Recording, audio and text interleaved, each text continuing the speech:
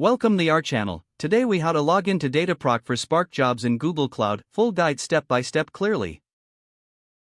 To log into Dataproc for Spark jobs in Google Cloud, begin by navigating to the Google Cloud console. Open your preferred web browser and go to console.cloud.google.com.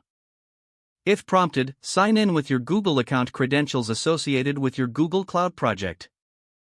Once signed in, locate and select the project that contains your Dataproc cluster. In the left sidebar, click on the menu icon to expand the navigation options. Scroll down and select Dataproc from the list of services. On the Dataproc page, you will see an overview of your clusters. Identify the cluster you wish to use for Spark jobs. Click on the name of the cluster to access its detail page.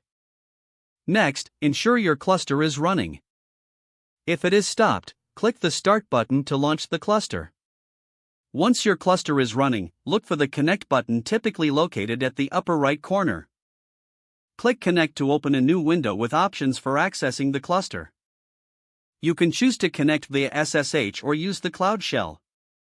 For running Spark jobs, you may opt to use the Web Interfaces option found in the cluster details. Click on Jobs to open the Spark job interface. Here, you can configure your Spark job settings, such as job name and parameters. Select Submit Job to create a new Spark job.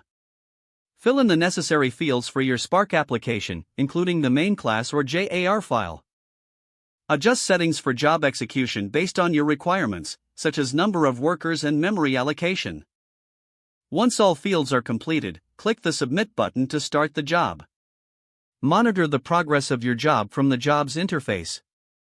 You can view live logs and execution details as the Spark job runs. After the job completes, check the output logs to review the results of your computation. This concludes the process to log into Dataproc and submit Spark jobs in Google Cloud. If the page does not load, refresh the browser or try again in a private or incognito window. Make sure you are using the correct email address, then retype it carefully to avoid small typos. If your password is not accepted, use the reset option and create a new strong password you can remember. Don't forget to like this video and subscribe to our channel for more step-by-step tech guides.